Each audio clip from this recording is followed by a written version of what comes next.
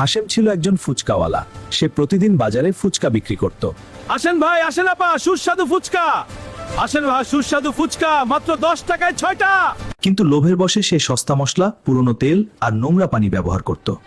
এতে খরচ কম, লাভ বেশি। কেউ বুঝবে না। লোকজন ফুচকা খেয়ে খুশি হতো। খুব মজার ফুচকা।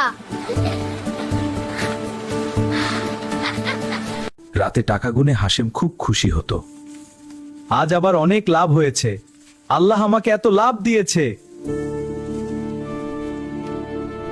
ওয়াও, হাশেমের ফুচকা খুব সুস্বাদু। হ্যাঁ, খুব তাজা আর মজাদার। আমার পেট ব্যথা করছে। অনেক শিশু তার ফুচকা খেয়ে অসুস্থ হয়ে পড়ত।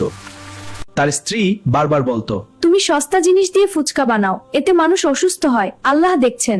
তুমি সস্তা জিনিস দিয়ে ফুচকা বানাও, এতে মানুষ অসুস্থ হয়, আল্লাহ দেখছেন। হাশেম তার স্ত্রীর কথা শুনতো না। হাশেম, এটা লোভ, আল্লাহর রাস্তায় ফিরে আসুন। লাভের জন্য সব করা যায়, আল্লাহ তো ক্ষমা করে দেবেন। ওয়াও, হাশেমের ফুচকা খুব ভালো। একদিন একটা ছোট কবুতর ফসকা তোলে ফুচকা। পেটে খুব ব্যথা করছে। খবর শুনেও হাশেম তার লোভ ছাড়লো না। হাশেম, তোমার এই লোভী আচরণ সমাজের জন্য ক্ষতিকর। আমি কিছুতেই আমার পথ বদলাব না। এটা আমার জীবন। একদিন তার নিজের ছেলে গোপনে ফুচকা খেয়ে অসুস্থ হয়ে পড়ল।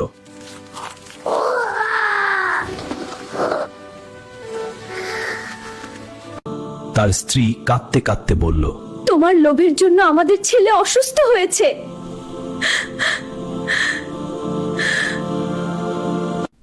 আব্বা, তুমি এসেছি। হ্যাঁ বাবা, আমি এসেছি। কেমন আছো তুমি? প্রথমবার হাশেমের মনে অনুতাপ এলো। আমি দুঃখিত বাবা, তোমার পাশে থাকিনি। হ্যাঁ, আর কোথাও যাব না। রাতে সে আল্লাহর কাছে তওবা করলো। হে আল্লাহ, আমি লোভের বশে অনেক মানুষকে কষ্ট দিয়েছি, আমাকে ক্ষমা করো। লোকজন আবার তার ফুচকা খেতে আসতে লাগলো। এত ভালো লেগেছে, বারবার আসবো। ধন্যবাদ, আপনাদের ভালো লাগছে দেখে খুশি হলাম। একদম। তার ছেলেও সুস্থ হয়ে উঠল। আব্বা, আমি এখন ভালো আছি, আলহামদুলিল্লাহ। বাবা, এখন সে পরিবারের সাথে নিয়মিত নামাজ পড়ে। সে এখন ক্রেতাদের সততার কথা বলে। ভাই ও বোনেরা, সততা সবচেয়ে গুরুত্বপূর্ণ। এটা আমাদের সৎ হই, আল্লাহ আমাদের সাহায্য করবেন। তোমরাও সবসময় সৎ থাকার চেষ্টা করো। জি, ঠিক বলেছেন। তার স্ত্রী এখন খুশি।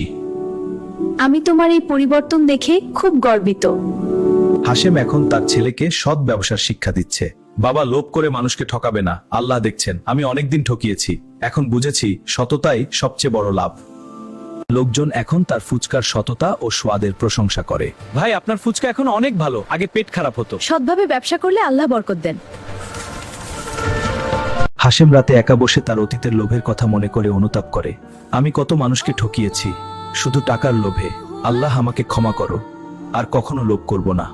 সে পাড়ার বাচ্চাদের হালাল রোজগারের গুরুত্ব শেখায়। বাবারা, লোভ করে ঠকাবে না, আল্লাহ দেখছেন। সৎভাবে ব্যবসা করলে আল্লাহ রিজিকে বরকত দেন। এখন পরিবারের সাথে শান্তিতে থাকে। আল্লাহ, তুমি আমাকে লোভ থেকে বাঁচিয়েছে, আমাকে সৎ রাখো। প্রতি জুমার দিন সে গরিব শিশুদের বিনামূল্যে ফুচকা খাওয়ায়। খাও বাবারা, আল্লাহ তোমাদের ভালো রাখুন, আমি লোভ করে অনেক ভুল করেছি। সে বাজারের অন্য দোকানদারদের সততার কথা বলে। ভাইয়েরা, লোভ করে ঠকাবেন না, আল্লাহ দেখছেন। সৎভাবে ব্যবসা করলে বরকত পাবেন। সে এখন ফজরের নামাজ মনোযোগ দিয়ে পড়ে।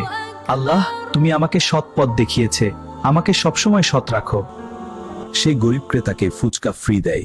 ভাই, টাকা না থাকলে সমস্যা নেই, খেয়ে নিন। আল্লাহ আমাকে যা দিয়েছেন তার থেকে একটু দিলাম। সে তার অতীতের লোভের কথা মনে করে অনুতাপ করে।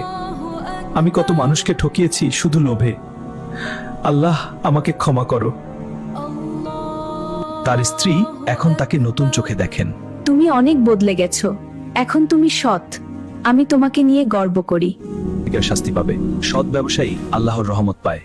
আল্লাহ আমাদের সবাইকে হালাল রোজগারের তৌফিক দিন, আমিন।